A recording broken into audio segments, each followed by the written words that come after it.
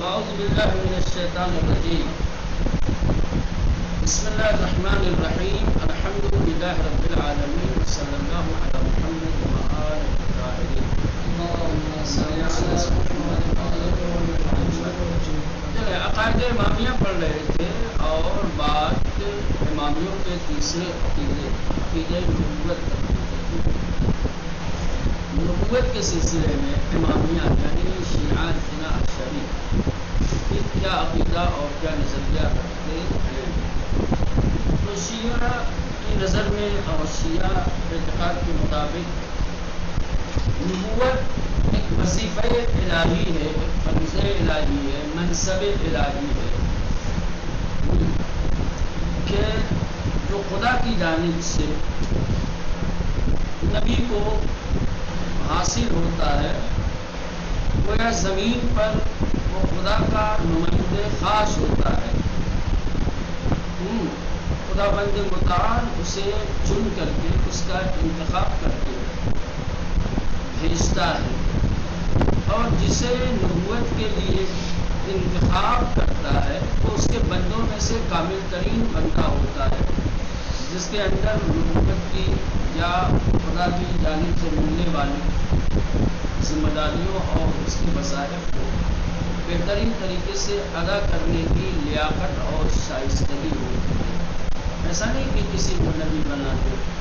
نبی بنانے کے لیے اپنے بندوں کو دیکھتا ہے کہ منصب نبوت کی شائستگی اور لیاقت اس کے اندر ہے، کون نبوت کی ذمہ داریوں کو اچھی طریقے سے ادا کر سکتا ہے. لہٰذا اللہ اپنے بندوں میں سے جو نبوت کے لائق اور شائستہ ہوتا ہے، جو کامل ترین بندہ ہوتا ہے، اس کا انتخاب کر کے لوگوں کے درمیان بھیجتا ہے تاکہ وہ لوگوں کو ارشاد کرے، لوگوں کی ہدایت کرے، لوگوں کو آ کر کے ان کے منافع، ان کے مصالح سے آگاہ کرے، دنیا اور آخرت کی بھلائیاں، خوبیاں، اچھائیاں انہیں بتائے، اور جو چیزیں حدیث آلودگی کثافت ہے اسے ان کو پاک کرے، بری عادتوں سے انہیں آگاہ کرے، روکے، منع کرے، تعلیم و حکمت سے انہیں آراستہ کرے، یعنی کتاب اور حکمت کی انہیں تعلیم دے، خیر اور سعادت کے دروازے ان کے لیے کھولے تاکہ دوسرے لوگ بھی نبی کی ہدایتوں کے زیر سایہ سعادت مند اور انسان کامل بن سکیں. دیکھیں شیعیان امامیہ شیعہ، چونکہ شیعہ بہت سارے ہیں، امامیہ شیعہ جب کہا جاتا ہے تو اس کا مطلب ہوتا ہے جو 12 اماموں کی امامت کے قائل ہیں. ٹھیک، نبوت ایک وظیفہ الہی ردانن، نبوت کو ایک الہی وظیفہ یعنی منصب، مقام، ایک الہی منصب اور مقام سمجھتے ہیں کہ آسان ہی تمام کہ جس سے بے نمائندگی از جانب پروردگار تعبیر کر، کہ جس کو ہم خدا کی نمائندگی سے تعبیر کر سکتے ہیں. گویا نبی زمین پر خدا کا نمائندہ ہے.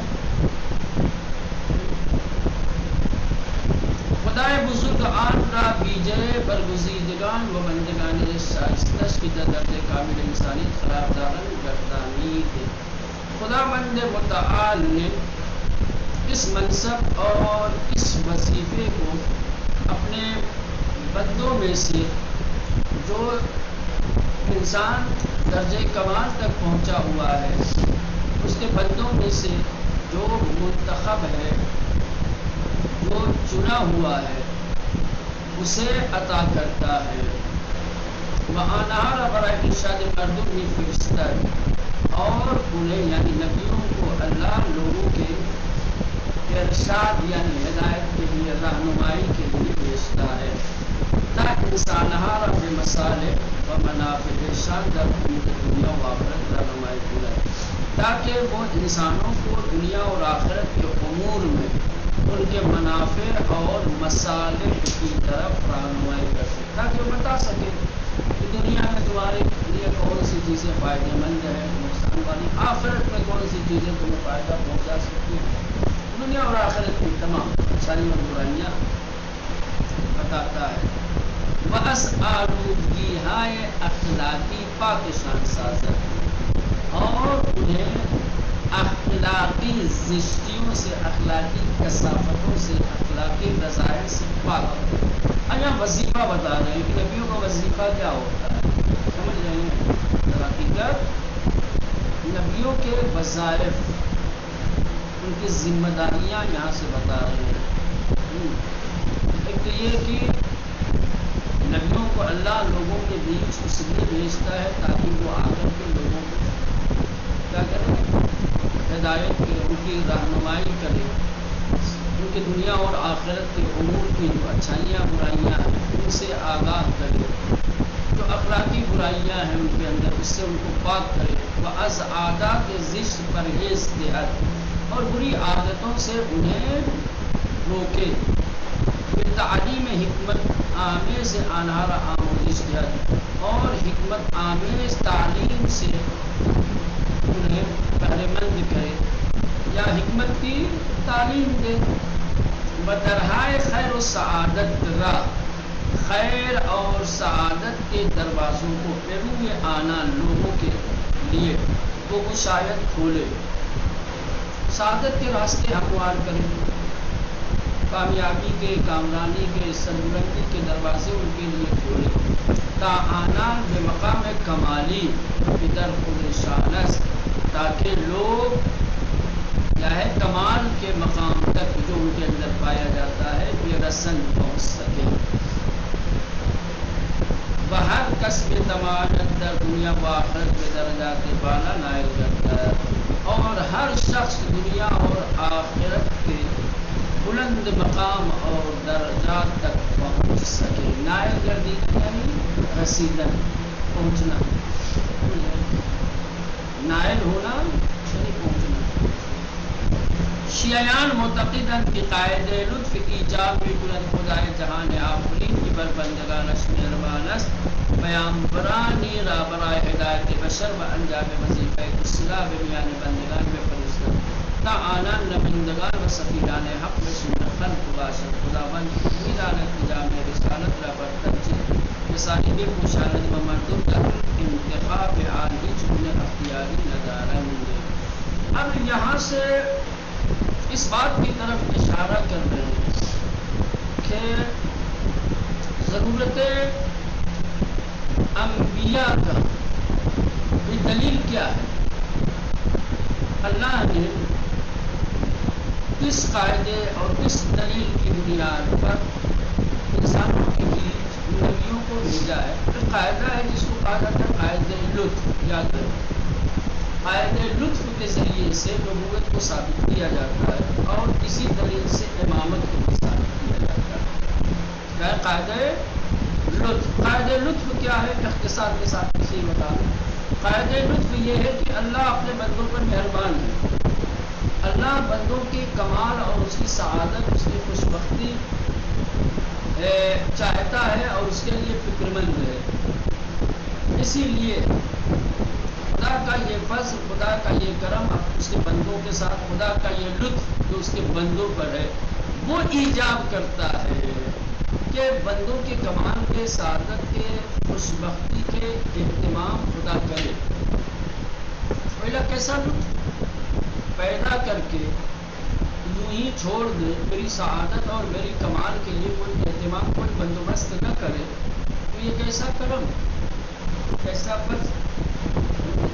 لہذا لطف الہی، لطف الہی جو خدا کا فضل و کرم ہے اس کے بندوں کے ساتھ، جو اس کی مہربانی ہے بندوں کے ساتھ، وہ لطف ایجاب کرتا ہے، خود خدا کے اوپر واجب کرتا ہے، وہ اس کی ہدایت، رہنمائی، اس کی سعادت اور اس کے کمال کا اہتمام کرے۔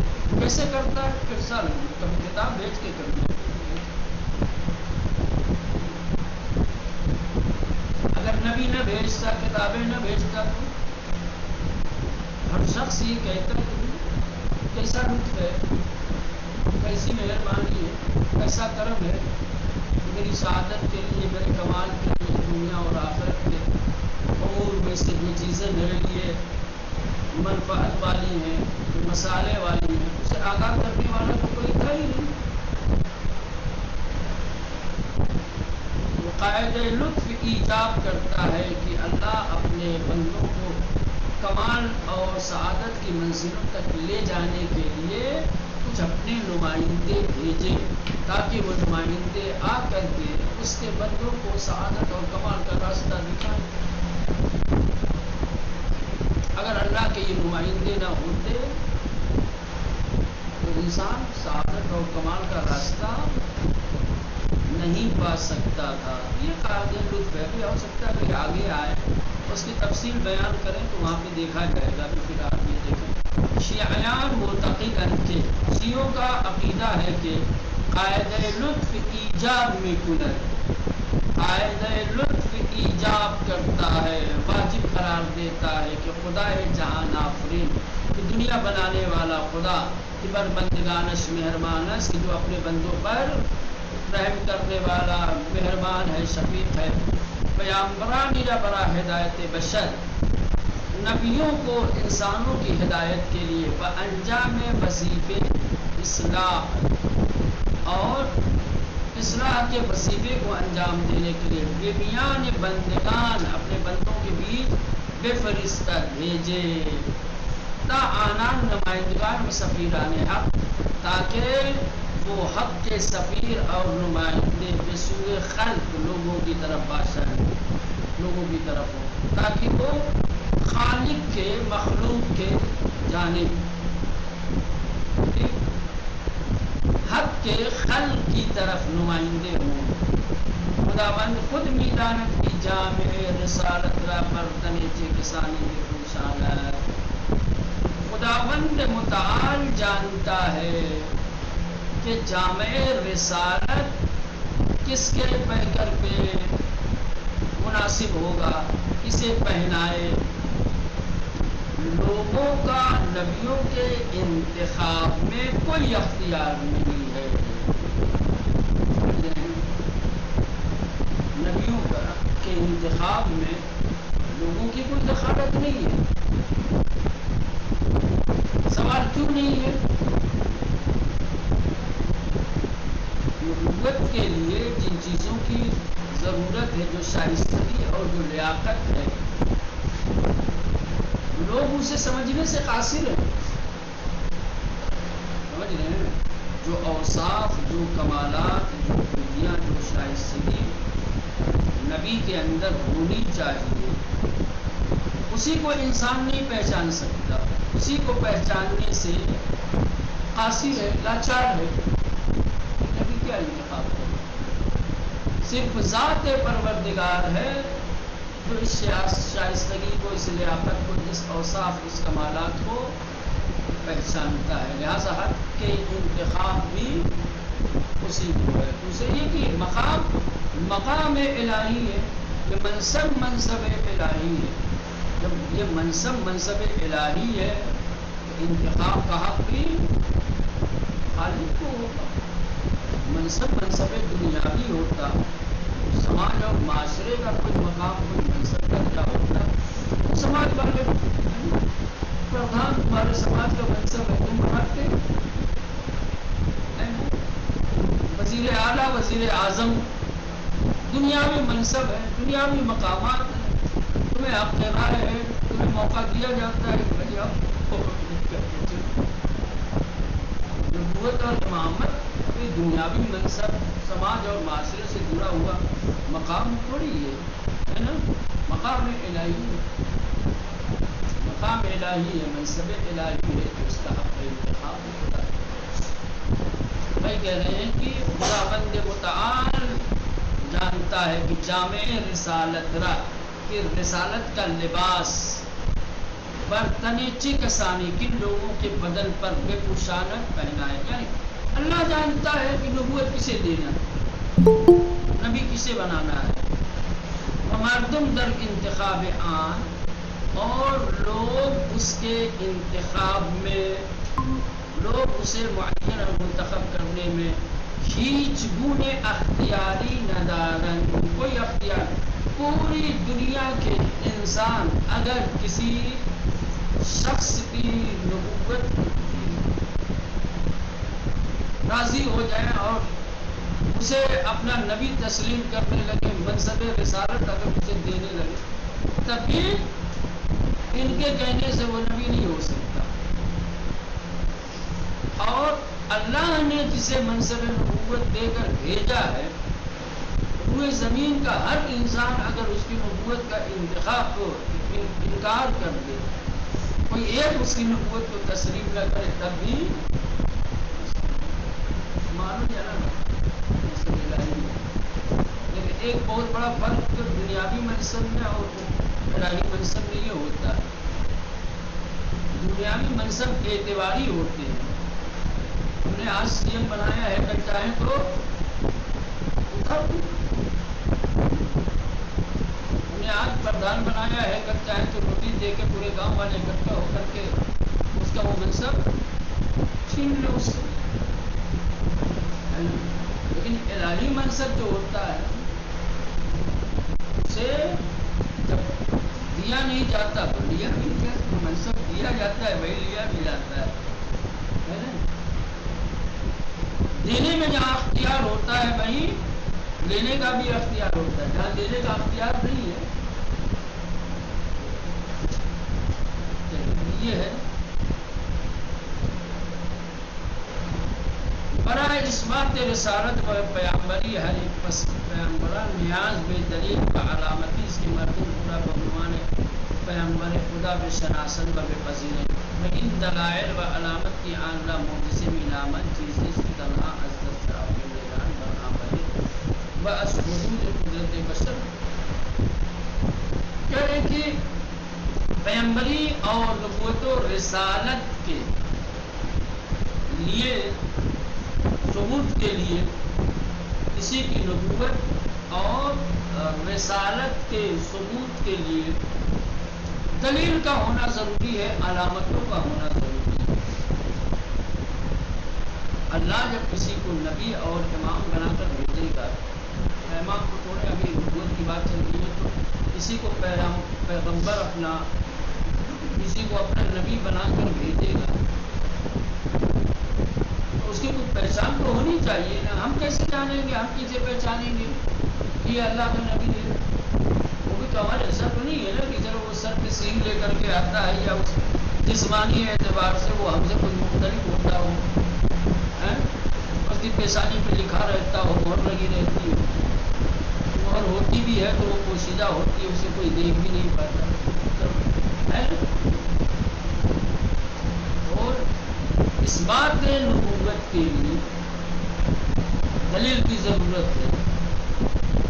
نبوت کی پہچان کے لیے کچھ علامتوں کی ضرورت ہے. اگر یہ دلیل، اگر یہ علامتیں نہیں ہوں گی تو لوگ کیسے پہچانیں گے اور کیسے اس کی نبوت کو قبول کریں گے؟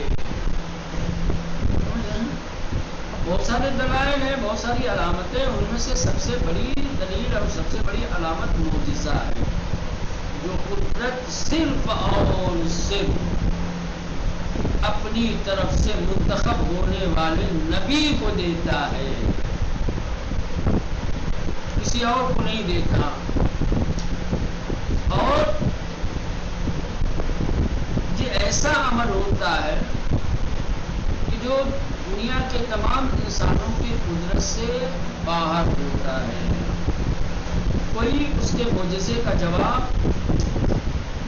نہیں دے سکتا. لیکن اگر معجزے کا جواب دیا جانے لگے، جو جواب دے گا وہی دعوے دار ہو جائے گا. بات یہ عرض کر رہے ہیں، کہہ رہے ہیں کہ نبوت اور پیامبری کے دلیل کے لیے، اس بات کے لیے ثابت کرنے کے لیے کہ فلاں شخص نبی ہے، پیغمبر ہے، دلیل کے محتاج ہے. اس بات نبوت کے لیے دلیل کا ہونا ضروری ہے، علامتوں کا ہونا ضروری ہے. اگر دلیل اور علامتیں نہیں ہوں گی تو لوگ پہچان نہیں پائیں گے. لوگ پہچان نہیں پائیں گے تو اس کی نبوت کو قبول کیسے کرے گی؟ پھر اس کی باتوں کو، اس کی ہدایتوں کو، اس کے پیغامات کو کس طریقے سے لیں گے؟ لہٰذا ضروری ہے کہ ہر نبی کے نبوت کے اس بات کے لیے دلیل اور علامت ہو۔ اللہ نے اپنے نبیوں کو ان کی نبوت کی سب سے بڑی دلیل اور سب سے بڑی علامت معجزہ قرار دیا ہے۔ معجزہ اللہ اپنے نبی کے علاوہ کسی اور بندے کو نہیں دیتا، اور جو معجزہ اللہ اپنے نبیوں کو دیتا ہے وہ انسانوں کی قدرت اور طاقت و توانائی سے بالا تر ہوتا ہے۔ پھر دوسرے انسان میں وہ قدرت نہیں ہوتی جو اس کے جیسا عمل کر کے دکھا سکے۔ برائے اس بات رسالت و پیغمبری اور رسالت کے ثبوت کے لیے ہر ایک از پیغمبران، نبیوں میں سے جتنے بھی نبی، تمام نبیوں کی نبوت کے ثبوت کے لیے نیاز بے دلیل و علامتی، دلیل اور علامت کی ضرورت ہے۔ ہم محتاج ہیں دلیل اور علامت کی کہ مردم پورا بعنوان پیغمبر مطابق شناسی۔ دلیل اور علامت کی کیوں ضرورت ہے؟ تاکہ اس کے ذریعے سے لوگ اسے نبی خدا ہونے کے عنوان سے پہچان سکیں، جان سکیں کہ ہم اللہ کا نبی ہے، وہ بے پذیرن اور اس کی نبوت کو قبول کر سکیں۔ ان دلیل و علامت کی آندہ معجزے مینامن، یعنی یہ دلیل اور علامت کی جسے معجزہ کہا جاتا ہے، یعنی اشارہ یہ ہے کہ معجزہ دلیل ہے نا؟ چیزیز کی طرح از دست آفرینندہ جہان پر آمد ہے، یعنی کہ معجزہ ایسی چیز ہے جو صرف اور صرف خالق کائنات کے ہاتھوں سے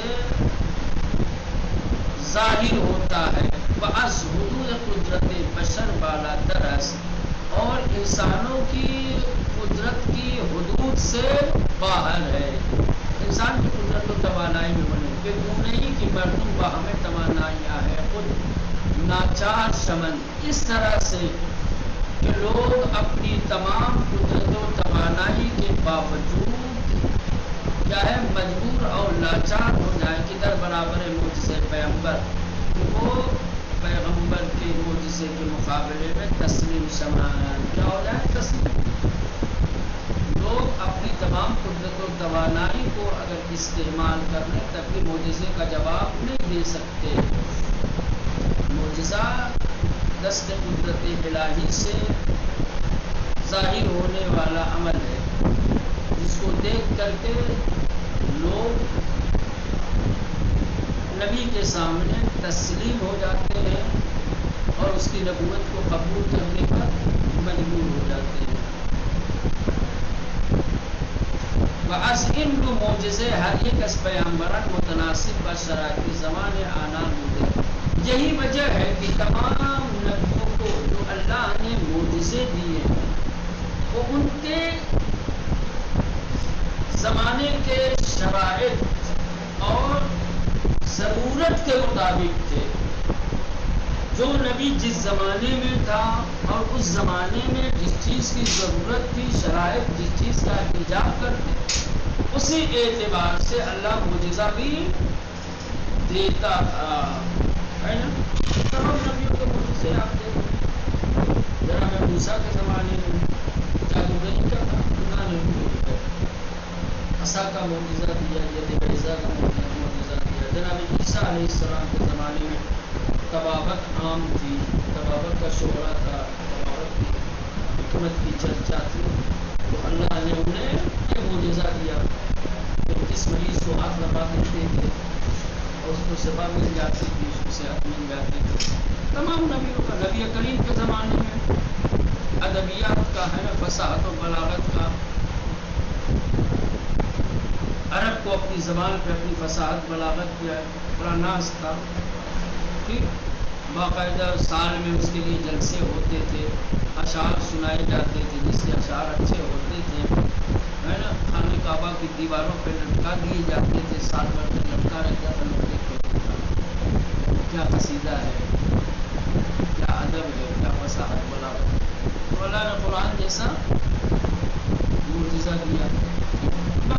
یہ کہہ رہے ہیں یہی وجہ ہے کہ چونکہ معجزہ نبوت کی دلیل ہوتا ہے، اسی وجہ سے اللہ معجزہ ہر نبی کو اس کے زمانے کے شرائط اور ضرورت کے مطابق دیتا ہے اور دیا تھا.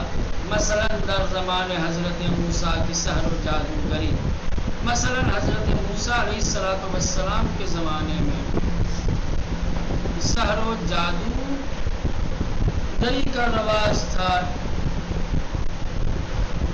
علم و ہنر زمان بودے.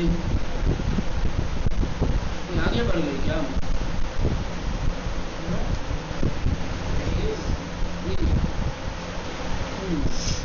ہاں، اس زمانے کا سب سے بڑا علم، سب سے بڑا ہنر کیا تھا؟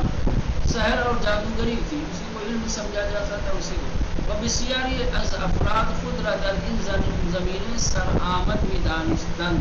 اور بہت سارے لوگ ایسے تھے جو اس موضوع، اس عنوان اور اس زمینے میں اپنے آپ کو سب سے بڑا استاد اور ماہر سمجھتے تھے. سرآمد یعنی سب سے بڑا استاد، نمونہ، آئیڈیل سمجھتے تھے. معجزے آن حضرت عصائی. تو ایسے دور میں، ایسے زمانے میں کہ جس دور اور جس زمانے میں سحر و جادوگری کو سب سے بڑا علم اور ہنر سمجھا جاتا تھا، اور جس کے پاس سحر و جادو کی تعلیم ہوتی، وہ اپنے آپ کو سب سے بڑا استاد سمجھتا تھا. تو ایسے حالات میں اللہ نے جناب موسیٰ علیہ السلام کو جو معجزہ دیا، عصا اس کے، وہ ایک ایسا عصا ہے، ایسی چھڑی ہے کہ سحر ساحران را بر عید و باطل بساجا، جو جادوگروں کے جادو کو نگل گیا اور اس کو بیکار اور ناکام بنا دیا. ہم چنین معجزے پیغمبر ماں کے معجزے جاویدانی یعنی قرآن کریم ہے. اسی طریقے سے ہمارے نبی کا معجزہ، جو معجزہ جاوید ہے، جو ہمیشہ زندہ رہنے والا، باقی رہنے والا معجزہ ہے، نشان فصاحت و بلاغت کی قرآن کہا جاتا ہے. یہ فصاحت و بلاغت کی علامت اور نشانی ہے کہ ہرگز اصول بندگان بالاتر آسان نیامت و نفرات، کہ جس فصاحت و بلاغت کا جواب یا اس سے بہتر فصاحت و بلاغت کا نمونہ نہ کسی انسان کی طرف سے ابھی تک آیا ہے اور نہیں آئے گا.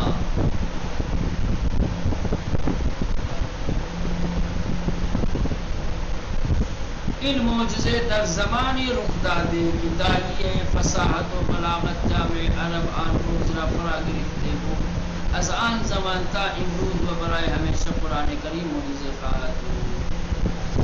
کرے کہ قرآن جو عربی ادب اور فصاحت و بلاغت کا معجزہ ہے، یہ معجزہ اس زمانے میں آیا جب عرب سماج، عرب معاشرہ اپنی فصاحت و بلاغت کے سب سے بڑے دعویدار تھے اور کہتے تھے کہ ہم سے اچھی فصاحت و بلاغت کسی کے یہاں ہے ہی نہیں. زبان تو صرف اللہ نے ہمیں دی ہے، فصاحت و بلاغت کا ہنر تو صرف ہمارے یہاں پایا جاتا ہے، باقی سارے گونگے ہیں. تو غیر عرب کو عجم کیوں کہا جاتا ہے؟ غیر عرب کو عجم کیوں کہا جاتا ہے؟ عجم کا مطلب ہوتا ہے گونگا. انہیں اپنی فصاحت و بلاغت پہ اتنا ناز تھا کہ وہ اپنے علاوہ دوسروں کو گونگا سمجھتے تھے. اپنے سامنے دوسروں کو بے زبان اور گونگا سمجھتے تھے، اسی لیے عجم کہتے ہیں.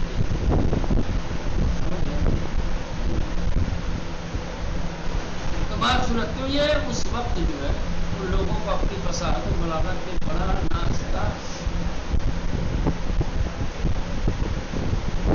اسی لیے اللہ نے قرآن جیسی کتاب معجزے کے طور پر دی. ان کا سارا غرور ٹوٹ گیا. قرآن کے نازل ہونے کے بعد فصاحت و بلاغت کا جو دعویٰ تھا ان کا وہ باطل ہو گیا. یا یوں کہا جائے کہ اس کے اس دعوے پر قرآن نے غلبہ پا لیا، اور پھر اس زمانے سے لے کر آج تک قرآن کریم کا معجزہ باقی ہے. کسی بندے میں یہ قدرت اور توانائی نہیں ہے کہ وہ قرآن کا جواب لا سکے، یا کسی طریقے کی تبدیلی، کسی طریقے کا تغیر اس کے اندر ایجاد کرے۔ قرآن اصلاً قابل تحریف نہیں ہے۔ آج ہمارے ہاتھوں میں جو قرآن ہے، ایسا نہیں ہے کہ یہ قرآن اور ہے، اور جو قلب پیغمبر پہ نازل ہوا تھا اور یقیناً وہی قرآن ہے جو 1400 سال پہلے قلب پیغمبر پہ نازل ہوا تھا، جو قرآن معجزہ بن کر کے اترا تھا، جس کے اعجاز نے عرب والوں کے فصاحت و بلاغت کے غرور کو دیتے، وہی قرآن آج ہمارے پاس ہے۔ کل بھی وہ معجزہ تھا، آج بھی معجزہ ہے۔ کل بھی اس کی فصاحت و بلاغت عرب کی تمام فصاحت و بلاغت کے اوپر غالب تھی، آج بھی نہ کل کوئی اس کا جواب دے سکا اور نہیں آج۔ ہر کس عقیدے بغیر از ان افراز کند وہ سفستے پرداز و گمراہ۔ کہہ رہے کہ ہم نے قرآن کے سلسلے میں جو باتیں بیان کی ہیں، اگر کوئی قرآن کے سلسلے میں اس کے علاوہ کوئی اور عقیدہ رکھتا ہے، مثلا یہ قرآن میں تبدیلی کی جا سکتی ہے، یا قرآن میں تبدیلی ہوئی ہے، یا قرآن جو ہے معجزہ نہیں ہے، یا یہ موجودہ قرآن وہ قرآن نہیں ہے، کریں کہ ایسا عقیدہ رکھنے والا انسان جھوٹا ہے، سفسطہ پرداز ہے، دروغگو ہے، جھوٹا ہے۔ اس کا یہ عقیدہ خیال خام کے علاوہ اور کچھ نہیں ہے۔ قرآن نیز بھی فرمایا، خود قرآن فرماتا ہے کیا؟ لا یاتیہ الباطل من بین یدیہ ولا من خلفہ، سورہ فصلت کی آیت نمبر 43 ہے۔